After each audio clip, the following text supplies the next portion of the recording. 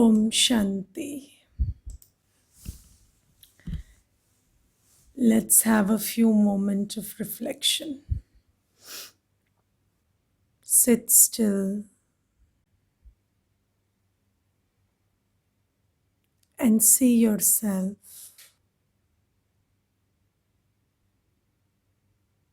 I'm awake and aware.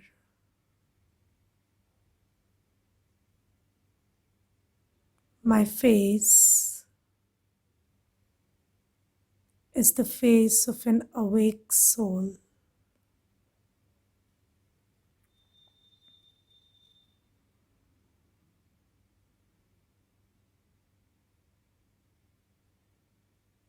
There is calmness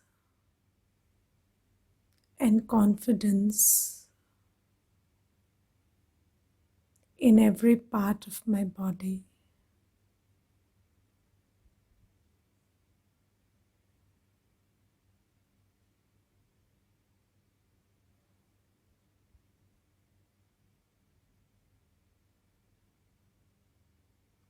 I, the soul, am understanding the secrets of existence.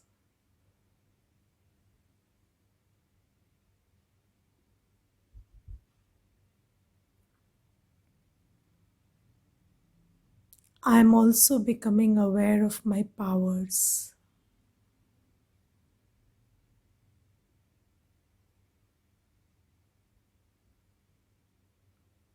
It is so beautiful to know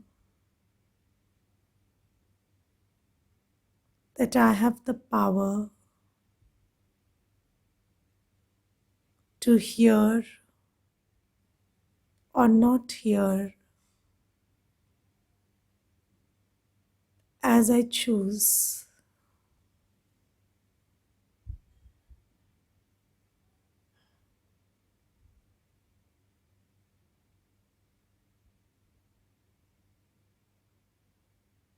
I can be in the middle of something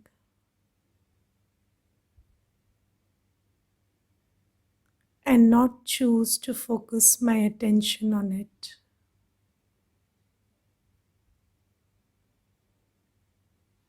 This is the ability to see but not see.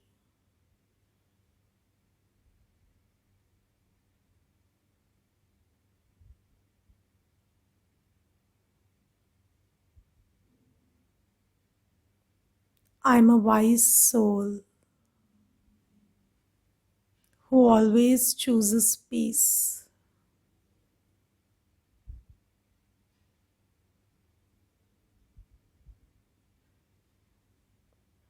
I do not focus my energy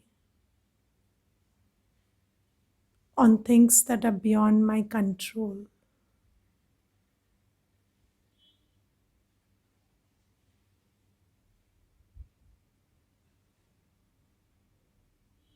I stay calm, do my best, and leave the rest.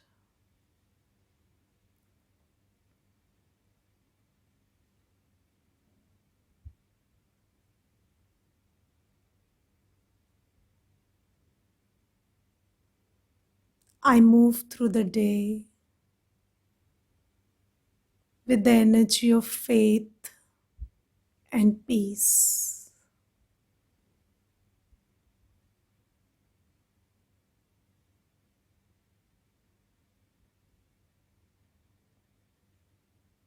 I do all that is my karma,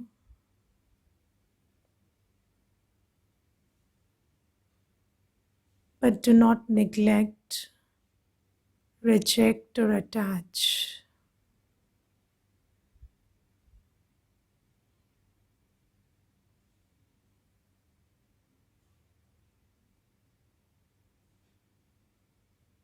I'm learning to move through life in an easy and smooth fashion.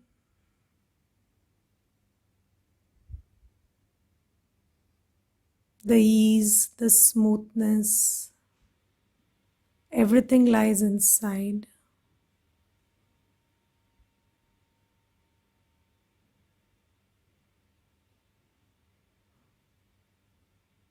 Just sit in these feelings for some time.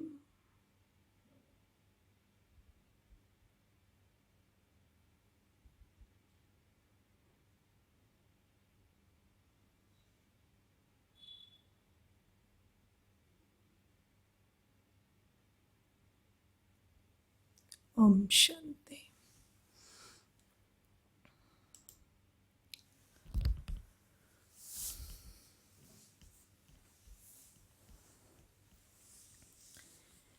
Today we will talk about the third thing that I told you that day.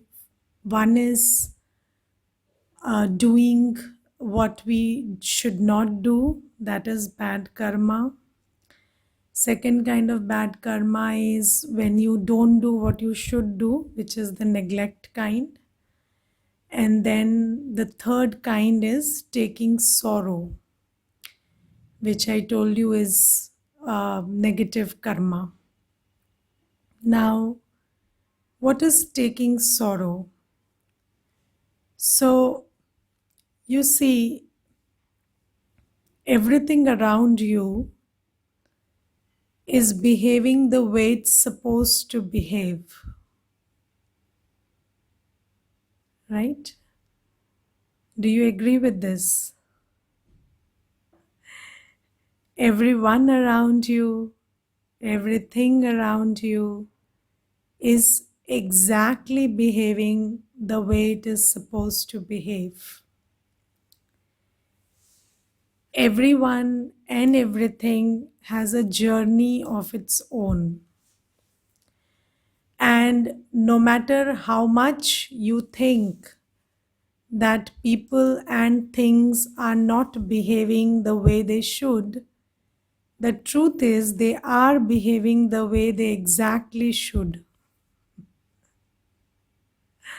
That is the way they are destined to behave. All right. So when we feel this feeling of sorrow, then it is not about how people are or how things are or how situations are. It is about how they are vis-a-vis how we want them to be. Okay, so it's not about how they are actually. They look miserable or you feel sorrowful because the way you want them to be and the way they are not matching. So the problem does not lie in the way they are, the problem lies in the other part, which is how you want them to be.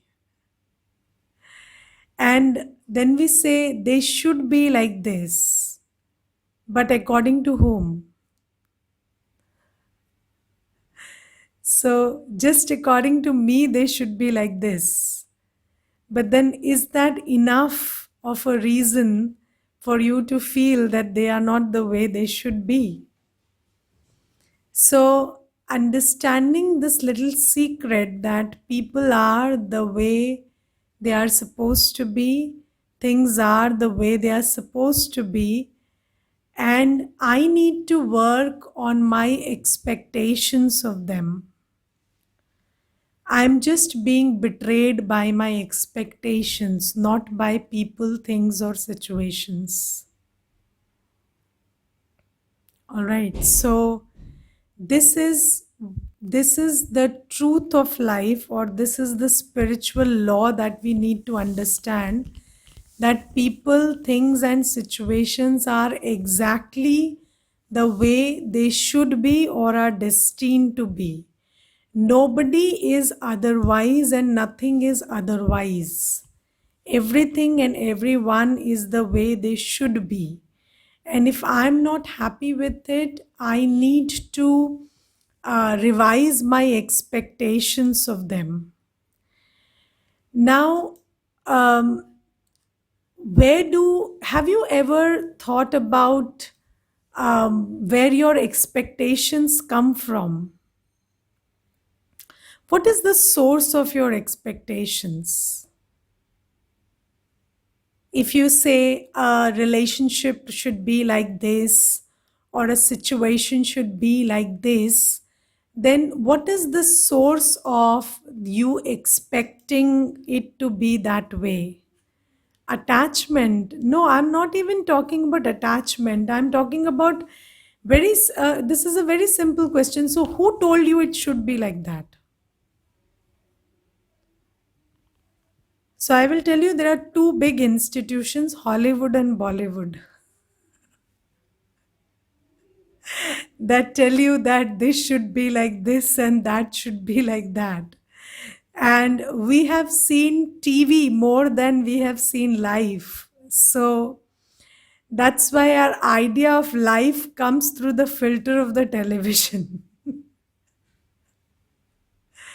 So, and we don't even see around. So, have you ever met a person who has everything? No, you have not met anybody like that. Have you met anybody who doesn't, who has never struggled and got everything on the platter? So there is nobody. If you just look around, you have not seen a perfect relationship. You have not seen a perfect situation. There is nobody who is getting everything on the platter. And this is not the way life operates. But all our ideas are coming from a source which is not an authentic source or a reliable source from which we should be sourcing all our expectations. So this is the thing. So have you seen your parents get along very perfectly? So, nobody got along perfectly. They only fought when you were not around. So, so all relationships are messed up. Everybody, everything around you is never perfect, right? So this idea of things should be perfect and people should be perfect or they should be like this or that comes from Hollywood and Bollywood, nowhere else. So, and when the basis of our expectations is such an unidealistic source, then we keep comparing all day from that source and creating disappointment, hurt, and sorrow. Right? So, this should be like this, but it is not like this. So, who told you it should be like this? So the problem is not in what is, the problem lies in your idea of how it should be. Okay, so, and then there is a lot of conditioning. So, I will share with you an incident, and there was this lady who had come with a very broken heart, and she told me that when she got married, her father-in-law called herself and her husband, and she was working somewhere, so she used to get a regular salary. So the father-in-law made both of them sit, and the mother-in-law was already dead, so the father-in-law was the only elderly member in the family. And he said that both of you should hand over your salary to me every month, and I will take care of the expenses. And my son has been doing that all these years, so I would expect the same from you. So she said, I had been taught that in laws should be treated like parents. So I did that. And then over the years, I came to know that my father in law did not have good intentions with regard to the money. And he was sending it to his younger son who was unemployed. And all our finances were getting parked there, and all that stuff. So she told me a lot of things. And then she said, we had a big fight when I came to realize that. And 5 years, life was hell. And I kept praying that my father-in-law should die. And then after 5 years he died, so I was very happy. And then I left that house and I came here, and I'm still happy that he's dead. So, and this is what she told me. So I told her that this is what happens when you move with a wrong kind of expectation. So it's not about in-laws being like parents or not being like parents. It's about everybody being a soul, and a soul could be anyone. They could be kind, they could be unkind, they could be considerate, they could be inconsiderate, they could be just, they could be unjust, they could be anybody. They could be stone hearted, they could be warm hearted, and every soul is different. And when you try to see everyone through the filter of these labels, then problems arise. So I said, it's not your father-in-law who is the trouble, it's your expectation of him. And you should, and if you want to know somebody, you just have to observe that person for some time, very objectively. And you don't need to form ideas about somebody based on their role or their label. You can just observe somebody for some time, and you can know who they are, and then you can operate with them knowing who they are. So Baba tells us a very beautiful thing, which is operate with souls being knowledgeful about their sanskars. So you should observe people and come to know what their sanskars are. And if they have a sanskar and you come to know about it, then that sanskar becomes powerless. So you should understand this very beautiful concept and this powerful concept, that nothing that you have knowledge about can have power over you. If you know something, it loses its power. Okay, now there is a very beautiful saying which is very related to this, which is, a lie is not a lie if you know the other person is lying. A lie is not a lie if you know the other person is lying, because as soon as you know that the other person is lying, then you don't get deceived by it. And the whole purpose of a lie is to deceive you. So when you know that the person is lying and the lie doesn't have the power to deceive you, is it a lie anymore? Is it a lie? So it doesn't qualify as a lie.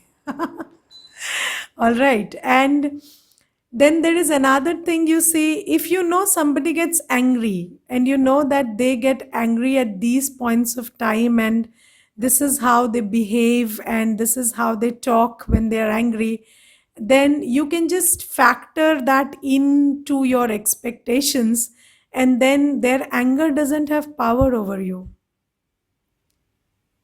Right? So you can only be surprised or unsettled or affected by a sanskar which shows up one day.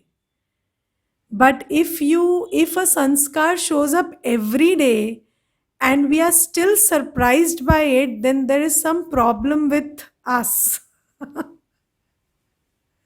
So how do you get surprised by something that happens every day?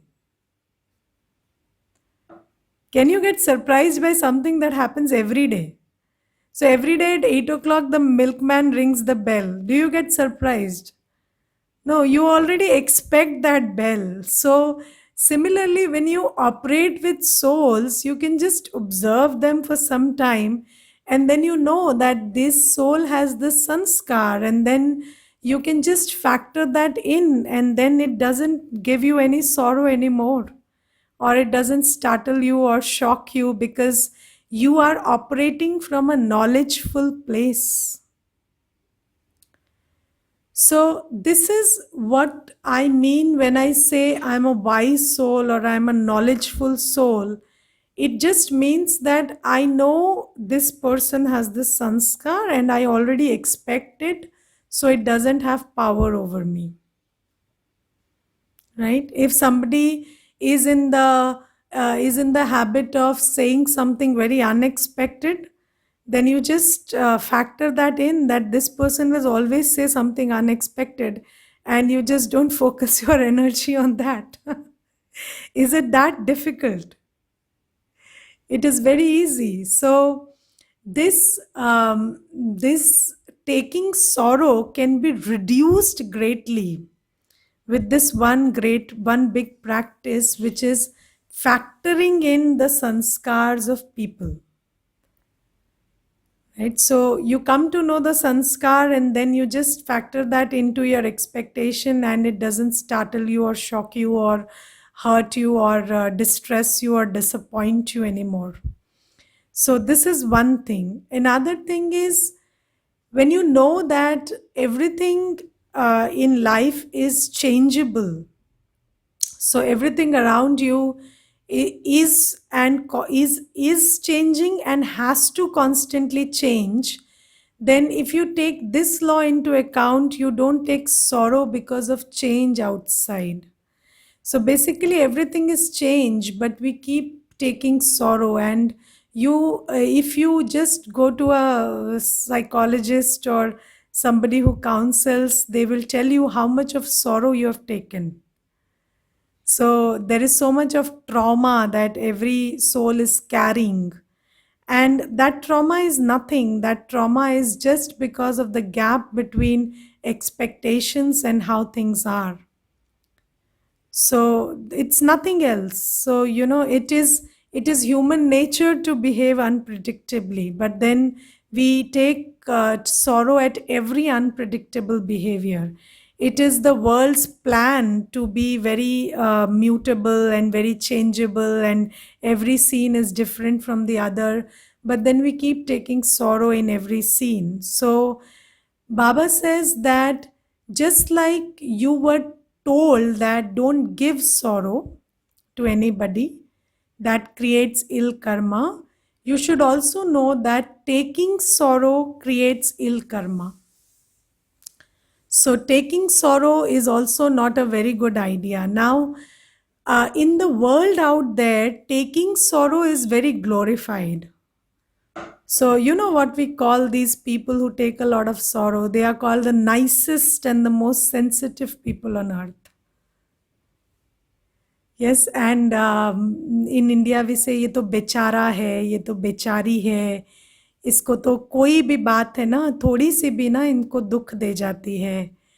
तो we consider these people very nice and very sensitive, and they are considered the softest and the bestest people on earth. But Baba says, no, this is not the act of a wise soul, and you don't take sorrow. And do you know, if you don't take sorrow, people don't like it. And people will call you all sorts of names, and I don't want to go there what they call you if you don't take sorrow. So if you don't take sorrow, you are called by so many names, because if you don't take sorrow, people don't have power over you. Yes, so and people want to have power over you, and the only way they can have power over you is by making you miserable and hurt and sorrowful and upset. And when you stop doing that, they don't like it. But Baba says you should train yourself in not taking sorrow. And do you know the power of conditioning? So conditioning is very powerful. Like There are many people who will tell me that I'm a very angry person and I can't control my anger. But do they go and shout at the boss? They don't do that. So you're very angry, but you know where to shout, right? So you are angry and wise. You are very, very knowledgefully angry. So you're very greedy, but you know who to loot. You don't go and loot your family member, right? So you are wise and greedy. So we say this, that I'm not in control of my emotions or something, but I do not believe that. And I believe that it is, even our emotions are behaving very sensibly. So it's just that, um, so the truth is away from us. So that is why we are not applying the wisdom correctly, which is we are trying to protect our money and our resources and our family and our things, but we are not trying to protect our inner state, because we do not realize the value of the inner state. But given that we realize the value of the inner state, then we can apply that same conditioning to creating a good, peaceful, loveful, happy inner state also. So everybody has a very functional mechanism of choice. It's not that we are not making choices, or we are blinded by our emotions. No, our emotions are very wise. Yes, so even we even know that, if I am under the sway of lust, then who am I allowed to attack? Who am I allowed to just see, and who I'm not even allowed to see? So every vice also, even the vicious five elements like the lust, anger, ego, attachment, and greed also have wisdom in them. So they are also not exercised indiscriminately. So, similarly, the only thing is that the discrimination or the discernment that we make is based on conventional wisdom. So, we have a wisdom about who is young, who is old, who is mine, who is not mine. So, who कौन अपना है कौन पराया है, right? So we who is in a powerful position, who is not in a powerful position. So we make our choices based on this conventional wisdom, and there is a whole conditioning associated with it, and we give into that conditioning and make our choices. But now, if we understand the value of the inner world, and we understand the value of peace and happiness and love, then we can use the same power of discernment and power of choice and choose to be peaceful and happy by applying discernment. And it's not a big thing, is it? You just have to recondition yourself into it. So you just tell yourself that I don't take sorrow, and I don't have to take sorrow if other people are behaving the way they want to behave, or they are destined to behave, or if situations are behaving the way they are destined to behave. Then I work on my expectation and accept that, okay, this is what it is. And in this acceptance, I merge all other feelings, and I am okay with it, and I just operate as much as I can with it. So then you stop taking sorrow. So you have to condition yourself into not taking sorrow. Because if you keep taking sorrow, then people keep giving sorrow more and more. Do you know that everybody knows where you can be hurt or pinched? People around you know that. And the more you react, the more you take sorrow, the more you are served with it. So demand creates supply. So the more you demand it, the more they will supply to you. So it's a very very clear and very clearly you can see all this happening around you. And once you start understanding that I don't want to take sorrow because I don't want to mess up with my inner state, and you can choose to be however you want to be, you can choose to behave the way you want to behave. Situations are allowed to be the way they want to be, but I'm not taking sorrow, I'm just doing the needful. Okay. And anyways, what more can you do? You can only do the needful. Right. So you have to condition yourself into that. So all this is programming. So just like earlier we were programmed that you don't shout at an elderly or at a person who is in a powerful position, and you program that into yourself and then you can stop yourself from doing that. Similarly, if you program yourself that I am not taking sorrow because this is the wisdom I am receiving, then this programming also works. So you can program yourself the way you want. All right. So this is about taking sorrow, and when you start practicing this, you also start understanding that people give you very less sorrow because they understand that trying to give you sorrow is a waste of time, and nobody invests their time in something they find wasteful. So when you start doing that, people also stop giving you all that sorrow and all that stimulus which triggers you. So you are not betrayed by people or situations, you are betrayed by your expectations of them. I will give you an example of this.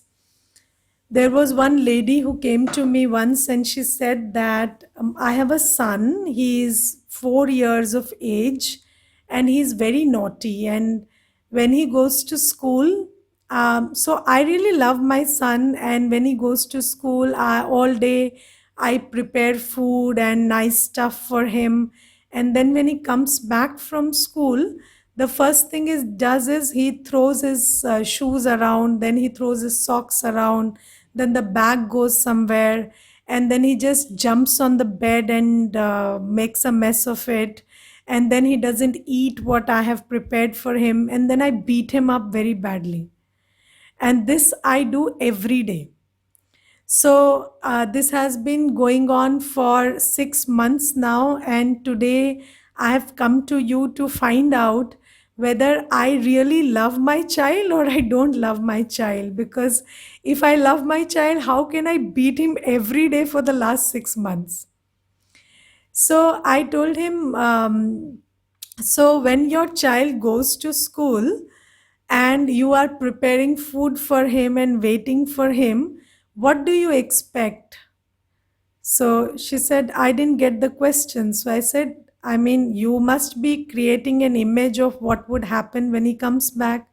So, what do you think? He will come back, keep his shoes in place, keep his socks in place, and keep the bag in place, and then he'll be a nice boy and he will sit down and have food very quietly. So she said, yes, probably I expect that. So I said, then you don't know your child. I know your child in 5 minutes, but you have been living with him for 4 years, and you are not living with your child. You are living with an idea of your child that you are carrying in your head. So if your child does this every day, how can it surprise you? Right? So you must factor that in, and if you're not able to do that, then probably you have to come out of that idea of a good child that you are nurturing inside, which doesn't have any basis. So I told you that we have this idea of a good child, good father, good mother, bad mother, good spouse, bad spouse. We have only one. How do we know that is not good? Who are we comparing them with? So we are all comparing them with somebody who is only in our head. So that is the whole problem about taking sorrow. So if you just understand it is what it is neither good nor bad. Okay, so this whole concept of good and bad is a comparative concept, and the one we compare with is Hollywood and Bollywood concepts that our heads are filled up with. So we need to do away with that and just see things and people and situations for what they are and who they are, and accept them and then operate with them according to whatever looks like the best idea to us. All right, so this is about it. So now I also want to talk about, so we talked about karma, and we talked about how karma has consequences. So whatever state of, so we talked about there are various factors like health, wealth, energy, time.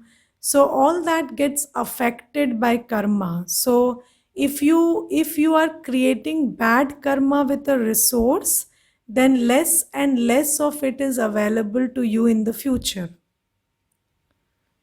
Okay, so if you do good karma with the resource, it multiplies.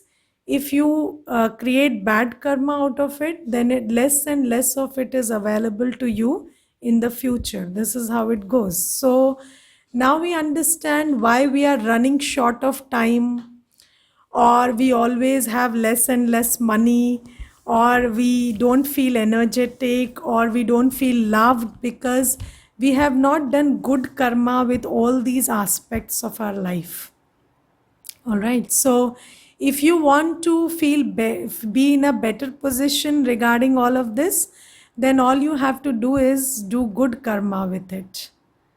All right. So we are talking about very big things, but very small things like being grateful and appreciative about what you are getting. So I will tell you one thing, like there was this one lady who was sitting in front of me, and she was using an app to for something, I don't know, for fitness or for food or something. And she was appreciating this app, and she told me this is a very good app, and you should also use it. So I said all right. Then those people called her on the phone. It was just happening in front of me, and they called her on the phone, and she shouted at them.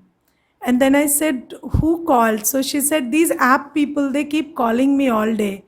So I said, but you are taking benefit from that app and you just recommended it to me. So it must be a good app. And if they want a certain feedback, or they are asking you to just post a comment about it somewhere, then, or even if you don't want to do it, you could be polite about it.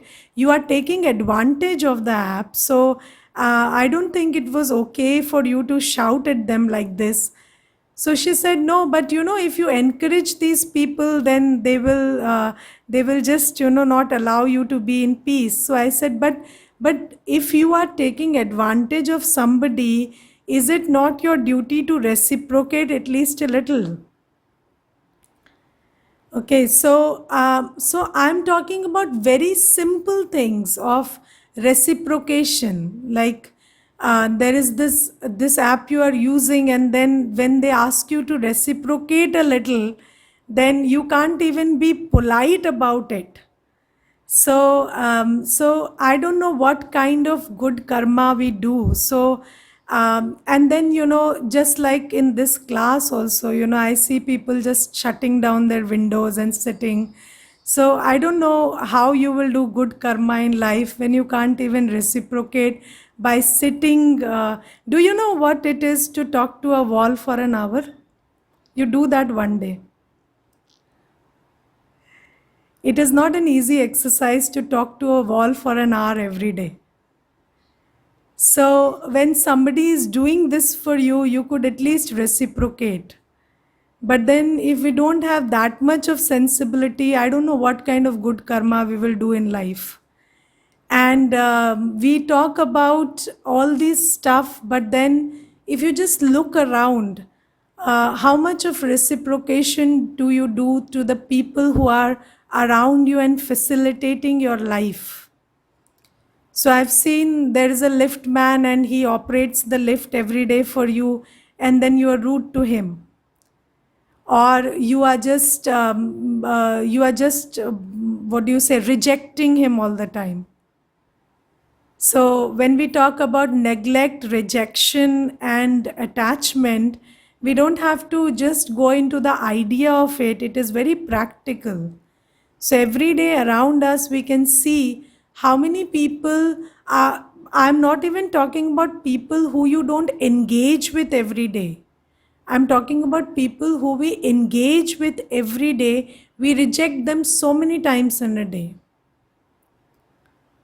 Yes, so we do not reciprocate, or we just use them for our benefit and then just neglect them when it comes to reciprocation. So, all of this creates karma. Karma is created in very small deeds. And if we want a life which is full of love and happiness, we need to do the same in reciprocation. All right, so this is about karma, and reciprocate and sensitivity, same thing. No, reciprocation is about sensibility. Okay, the understanding that you need to do something for people who are giving you the time, energy, resources, everything. Right, so if somebody is giving something to you, then you have to give it back to them. This is also a law of karma, and otherwise you are incurring a loan, and that loan will weigh heavy on you, and you will have to give it back. You cannot die with a loan on your shoulders, and if you leave the body, you will take another one and repay it. So that is how karma goes. So if you take something from somebody, you have to give it back to them. So this is the law of reciprocity. So this is not about being emotional or sensible. It's emotional or sensitive. It's about being sensible and understanding the laws. Right? So these things have to be understood. So we understood that when we do a karma, it has a consequence, and you are operating in karam kshetra. So the place where you are sitting on this planet is Karam Kshetra. So you don't have a choice of no karma. This is the Karam Kshetra. So in the Karam Kshetra, even no karma is karma. So if I say I don't want to conduct a class, it is a choice. And that is also karma. So everything that you do and you don't do is both karma here. This is the interesting thing about Karam Kshetra. So that is why if you don't do what you're supposed to do, that also creates a burden. So it's not like only when I do something and do it wrong, it creates ill karma. If you don't do what you're supposed to do, also it creates karma, because in this Karam Kshetra, you don't have a choice about not doing anything. All right, so this is about the law of karma and the beauty of the Karam Kshetra. And then and also, this thing about gratitude that I was talking, gratitude is very loudly absent in life these days. And just look at all the people around you who are showering you with love, and most of them you take for granted. How many people do you take for granted? Yes, so so you take all those people for granted, and you are only after those who are not doing it for you. So the way we are operating is, if somebody is doing something for me, that's his duty, or maybe he has some vested interest, that is why they are doing it for me. But if somebody is not doing something for me, then I have to be after that person so that he does it for me. right? So if and this applies to things also. So if something is available, then it is the universe's duty to give that to me, so I don't need to be thankful about it. But if something is not available to me, then I need to curse the whole universe because it is not giving me what I want. If situations are favorable, what is the big deal? I don't have to be thankful about it because, anyways, God has no other job than to make my life comfortable. So He is doing what He's supposed to do. But then, if situations are unfavorable, then I have to say, oh my God, what are you doing up there? You are not creating heaven for me. So this is the way we are operating in life these days. So just make a list of how many people, how many things, and how many situations you take for granted, and never express gratitude for it. Yes, and that is why, that is why less and less of it is available to us with every passing day, because we are not grateful for what we have. Yes, so if we just started appreciating everything and everyone more, that would also be a very big thing. So you could just meditation. People have this whole thing about meditation, but I think meditation can wait. We can just start with these small baby steps, like practicing gratitude and practicing seeing everybody as a soul, and understanding that just watching out for the karma I am doing. So I once wrote a blog about watching out our karmic footprint. So, what kind of karma am I creating right from the time I wake up to the time I sleep? And how much of acceptance do I have, or what kind of expectations do I have, and all of this stuff. And why am I so intolerant about small differences in my nature vis-a-vis anybody's nature? Can I just practice a little tolerance, a little embracement of how people are? So these are not big things to practice. So just exercise this one power in you. You have a very big capacity to make a very small thing very large, very big, by just blowing it up in your mind. And you also have the power to just squeeze a big issue into a small one by putting a full stop to it. So, this is a very amazing capacity that the brain has. And if you could just apply these spiritual laws and make one big issue which looks very big in your mind very small, by applying a full stop and saying that it is okay, and we are all different and unique, and that is fine, and situations will not always be my way, and that is okay. And then love and respect need to be kept up, or I need to conserve my energy, so I don't need to go there or focus on that. That much is enough to lead a peaceful life. And we could become great meditators starting from here. so so life is about very simple things. So we are trying to run when we don't even know how to crawl. So we could just start with crawling. So, and once I was conducting a session, and on the first day, I started talking about kinds of thoughts, and I said there are negative thoughts, positive thoughts. And then somebody stood up in the middle, and then he said, I know all this, and I didn't come here for this, and this is a very simple lesson. And I didn't know you talk so simple. I came for bigger things. But the thing is, do we know what is a negative thought and a positive thought, but do we know how to keep our mind filled with positive thoughts all day? That is the art. Yes, so we always want to hear big things and focus on bigger issues, but the thing is, very simple acts are creating karma, and if we just focused on that, our life would be very beautiful.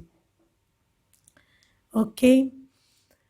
Okay, Om Shanti. So let me take up the questions and then we will talk about God's. So, what does God do? So, we talked about what karma does. We know how it creates destiny, and we know that karma and fortune are related. So, now we need to know what God does because it looks like God doesn't do anything. So, God does a lot, and we will talk about that tomorrow. Okay, if someone so there is this first question: Are karma in our hands, or everything we do is predestined? We will talk about no, karma is definitely in your hands, and what we mean by predestination, we will talk about in one of the sessions. Okay, what when someone lies? So I told you a lie is not a lie if you know the other person is lying. Okay, if someone always makes fun of you and your body, then what should we do? So you should reassert that you have a great body and you are you are also great, and you need to reassert it to yourself. So you don't have to explain it to anybody, because if you are trying to explain it to them, then you are giving them even more power than they think they have. So always reassert it to yourself.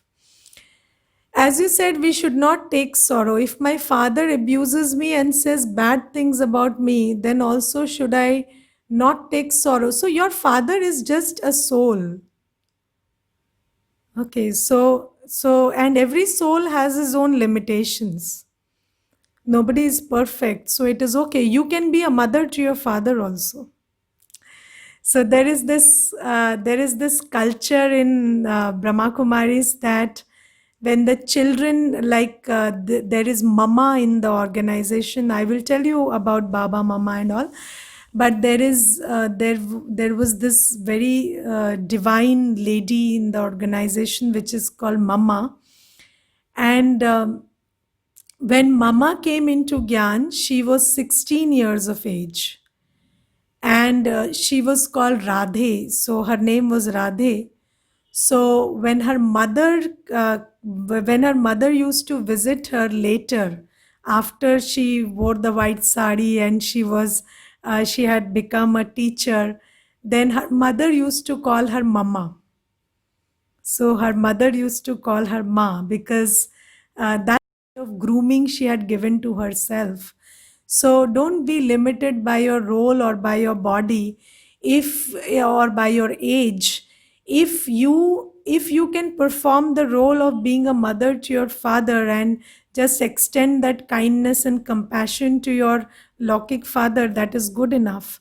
And we all need that, whether it comes from a source that is known to us or unknown to us. So probably your father is seeking you, right? Okay, do we do karma, or do we do what is pre-written? So you make your choices, right? But so I will give you a very good answer about this. So there is free will, but the free will is not very free. So how do you understand that? For example, you have free will. So you have the free will to attend this class at 7:30. Yes, you have a laptop, you have an internet connection, but then you may be obstructed or saddled by your sanskars of laziness or of doubt, or your self doubt in yourself about how long you can continue and this stuff. So then you have free will, but it is not very free, because it is restricted by what you are carrying from your past. So the sanskars that you are carrying from your past obstruct you. And then there are other things that obstruct you also, like maybe if there is no internet connection or you don't have the facility, so then your past karma also can be an obstruction. So you have free will, but that free will is not very freely available all the time. So there are limitations posed by our own inner self, and there are limitations from the external world. So that is what we say when we say it is predestined and also there is karma. Okay. So, should we accept the person who lies and doesn't act, or tell him that you are lying? So you can just you can do as much as the situation allows. So, or as much as is necessary. So, I will tell you one incident. So, there was this brother who used to come to me, and he told me that in his office there was this manager who was just squandering money. So when he confronted him one day, and he did that really badly, so he called him in front of the whole staff and abused him. So when he did that, this man kidnapped his daughter. So his only daughter was kidnapped because of that. So then he told me that, sister,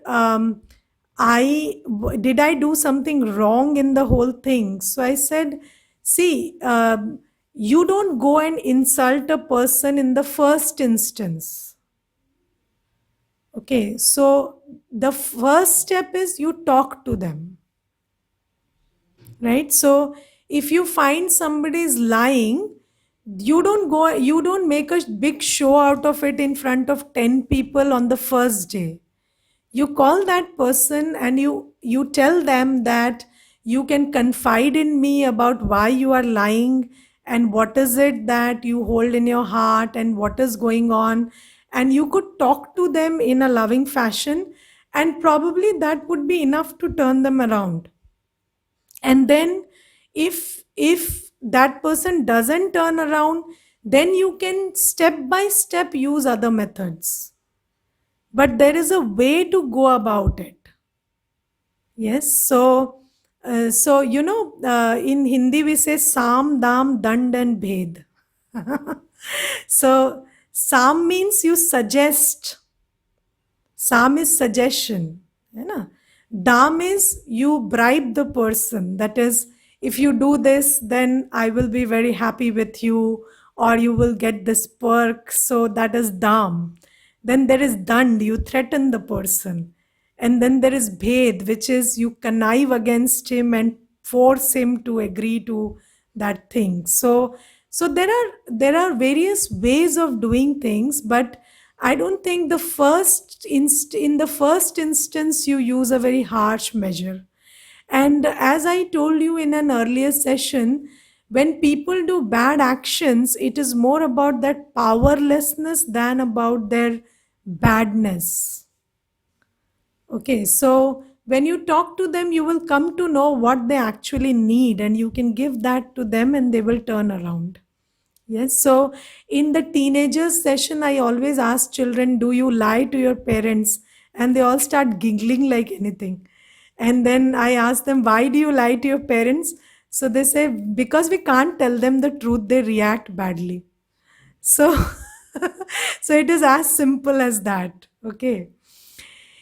Okay, how to settle bad karma? So by going on doing good karma in the face of the consequences of bad karma.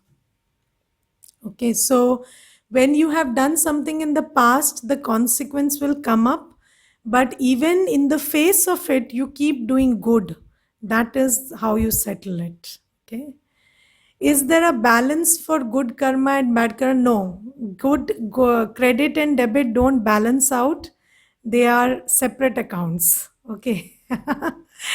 Okay. In life, we need this necklace that is made of all pearls. For example, gratitude. What are other pearls like, say, patience, karma, how to extend compassion to someone who is not in good terms with you? What's the point in being compassionate? Such relationships need to be discarded. So if you could discard the relationships, then you go about doing it. But the thing is, you cannot discard relationships, because relationships are the need of a human soul. So what you can do is you can convert your relationships from direct to indirect.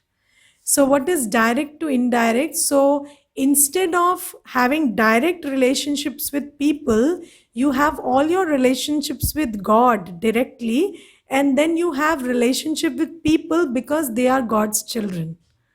So this is the best way you can operate. So you cannot discard a relationship, you can only change it from a direct to an indirect one.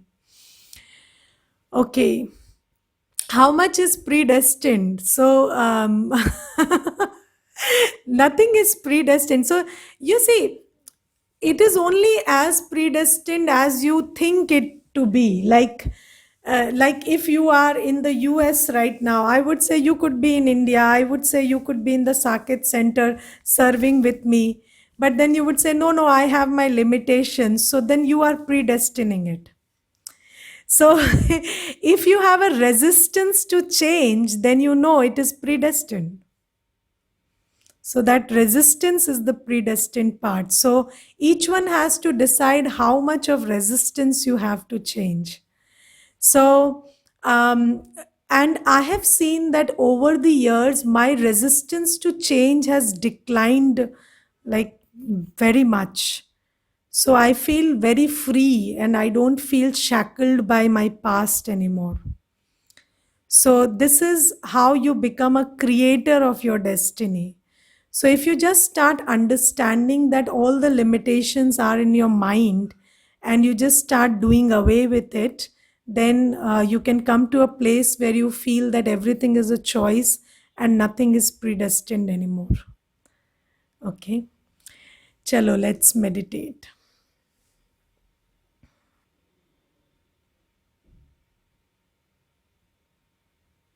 Just sit still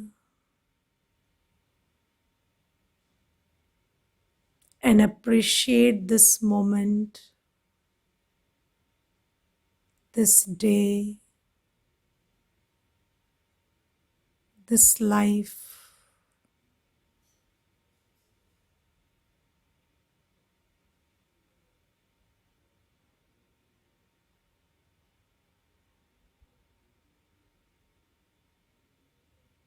Just focus on all the gifts that are there with you.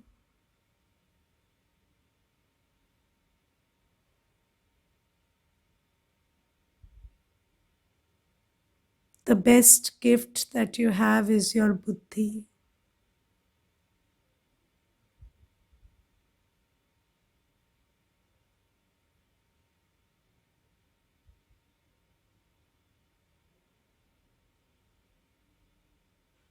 I have a well functioning buddhi, a buddhi that can understand gyan, a buddhi that can appreciate the power of truth.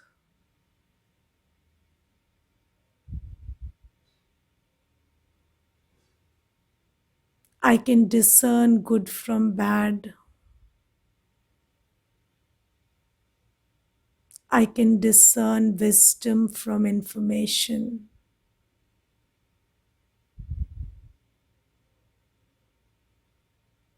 This is the greatest gift that I have.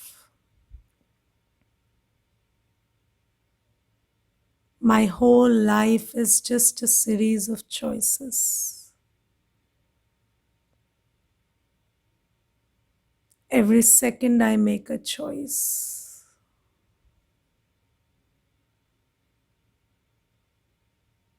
With this buddhi, I make good choices.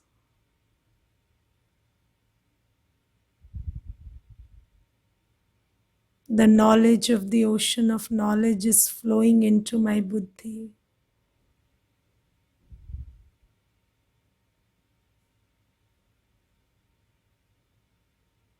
Just see that stream of the light of knowledge entering your buddhi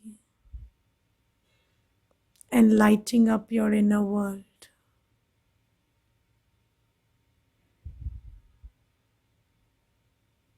A stream of the knowledge of light is coming from Baba. and entering my buddhi.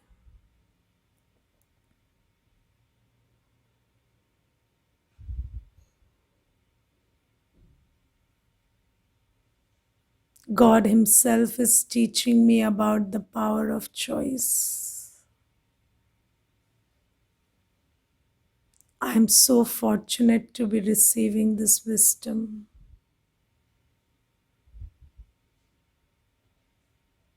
With this tool of choice in my hand,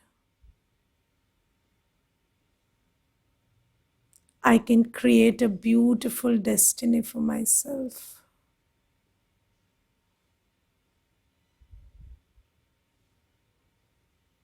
At every second of the day,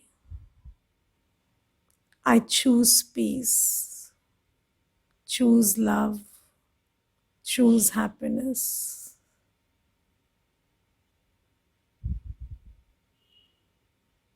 I do not care about conventional morality. All I care about is peace, love, and happiness. Just sit in this feeling for some time.